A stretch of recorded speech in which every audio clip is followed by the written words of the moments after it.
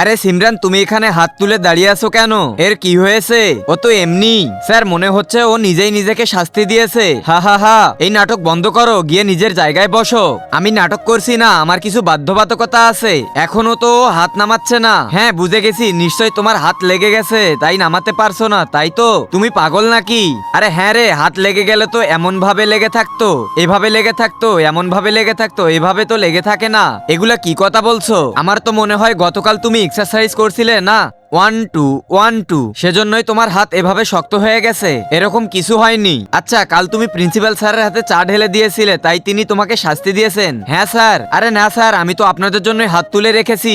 আমাদের জন্য মানে তোমরা পাশ করলেই তবেই তুমি হাত নামাবে এই নিয়ত করেছো? আরে হট, এটা নয়। তুমি আমার বেতন বাড়ানোর জন্য এমন করেছো, তাই না সিমরান? আরে না, এটাও না। তাহলে কেন হাত তুলে রেখেছো? ওটা কাল না।